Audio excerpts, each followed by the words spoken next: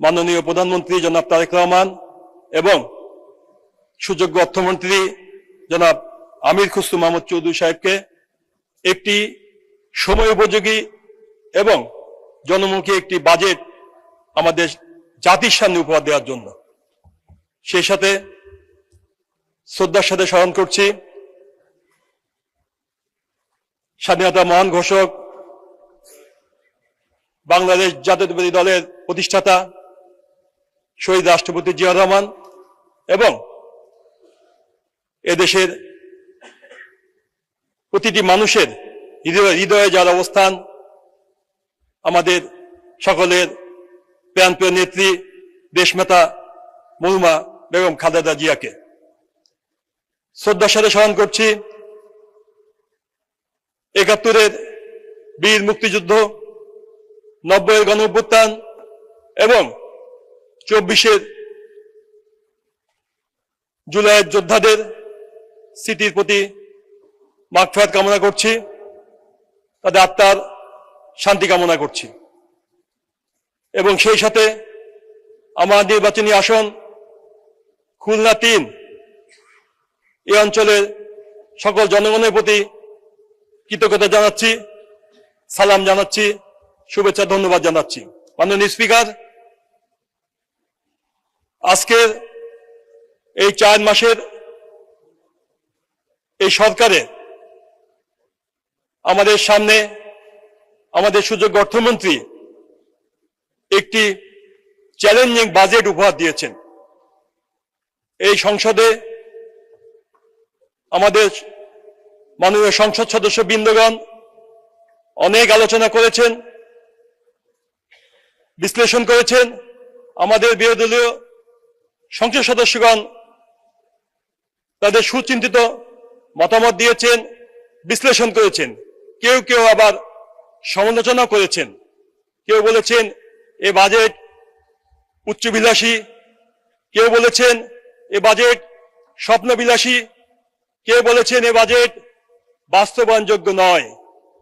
মাননীয় স্পিকার, আমি বলতে চাই এ বাজেট মাননীয় প্রধানমন্ত্রী জনাব তারেক রহমানের নতুন বাংলাদেশ গড়ার এক সাহসী পরিকল্পনা। মাননীয় স্পিকার, ঠিক যেমনি ভাবে তার পিতা শহীদ রাষ্ট্রপতি জিয়াউর রহমান দুর্ভিক্ষ পীড়িত বাংলাদেশকে তলাবিহীন ঝুড়ি থেকে স্বনির্ভর বাংলাদেশে পরিণত করেছিলেন, শুধু খাদ্যে স্বয়ংসম্পূর্ণ করেননি, খাদ্য বিদেশে রপ্তানিও করেছিলেন। ঠিক যেমনি ভাবে তার মাতা তার সময়ে দক্ষিণ এশিয়ায় বাংলাদেশকে একটি ইমার্জিং টাইগারে পরিণত করেছিলেন। তারই সুযোগ্য উত্তরসূরি আমাদের মাননীয় প্রধানমন্ত্রী একটি ভঙ্গুর অর্থনীতির উপর দাঁড়িয়ে আজকের এই বিশাল চ্যালেঞ্জিং বাজেট ঘোষণা করেছেন। মাননীয় স্পিকার,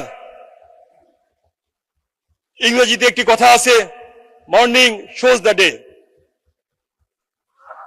আর এর জ্বলন্ত বাস্তব উদাহরণ আমাদের মাননীয় প্রধানমন্ত্রী জনাব তারেক রহমান।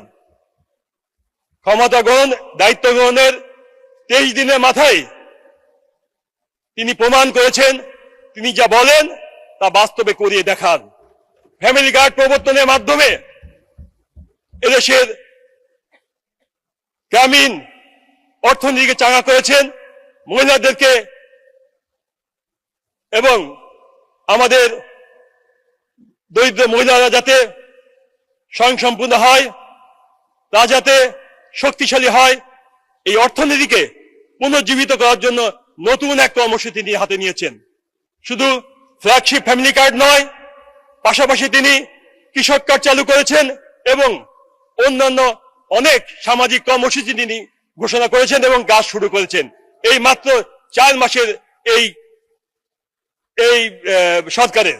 মাননীয় স্পিকার, সবচেয়ে যুগান্তকারী যে কর্মসূচি তা হচ্ছে খাল খনন কর্মসূচি, যা ইতিমধ্যে সারা বাংলাদেশের মানুষের মধ্যে নতুন জীবনের একটা আশা সঞ্চার করেছে। মাননীয় স্পিকার, এবং তারা বুঝতে শিখেছে এবং কেউ কেউ ইতিমধ্যে বলা শুরু করেছে তারা নতুন এক জিয়াউর রহমানকে তারা দেখতে পাচ্ছে বাংলাদেশের আঙ্গিনায়। মাননীয় স্পিকার, এটা আমাদের জন্য চরম ভাবে একটা পাওয়া। আমরা আগামী দিনে বাংলাদেশকে শহীদ রাষ্ট্রপতি জিয়াউর রহমানের মতো খাদ্যে স্বয়ংসম্পূর্ণ নয়, আধুনিক বাংলাদেশে, নতুন বাংলাদেশে জনাব তারেক রহমান নেতৃত্বে প্রতিষ্ঠা করবে ইনশাআল্লাহ। মাননীয় স্পিকার, আমাদের বিরোধী দলের সাংসদরা অনেকে গঠনমূলক সমালোচনা করেছেন, আলোচনা করেছেন, বিশ্লেষণ করেছেন, সকলকে ধন্যবাদ জানাই। বিশেষ করে আমাদের তরুণ সাংসদ জনাব আক্তার হোসেন, তরুণ সাংসদ হাসনাত আব্দুল্লাহ, তরুণ সাংসদ আমাদের মাসুদ সহ অনেকেই অনেক গুরুত্বপূর্ণ বক্তব্য দিয়েছেন, তাদেরকে ধন্যবাদ জানাই। এবং সেই সাথে আমাদের বিরোধী দলের মহিলা নেতৃবৃন্দ অনেক সুন্দর সুন্দর বক্তব্য দিয়েছেন, আমি শুনতে পেয়েছি, সময় উপযোগী বক্তব্য, সকলকে ধন্যবাদ জানাচ্ছি। মাননীয় স্পিকার, সময় শেষ হয়ে যাচ্ছে। আমার নির্বাচনী এলাকা, সে সম্বন্ধে দু একটি কথা বলতে হয়। আমার নির্বাচনী এলাকা খুলনা 3, খুলনা শিল্প অঞ্চল বলতে যেটা বোঝায় আমার খালিশপুর, দৌলতপুর এবং খানজাহান আলী থানা নিয়ে গঠিত।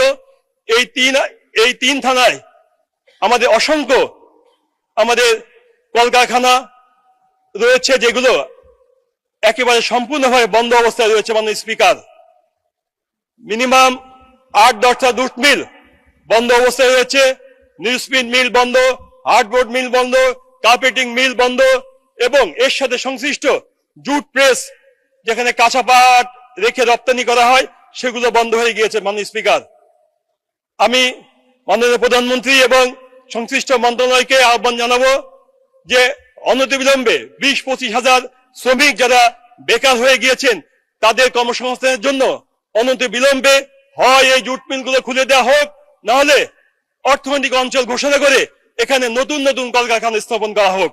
মাননীয় স্পিকার, আমার এলাকায় আনুমানিক 10 লক্ষ জনসংখ্যা অধ্যুষিত একটি এলাকায় কোনো হাসপাতাল এখনো তৈরি হয়নি।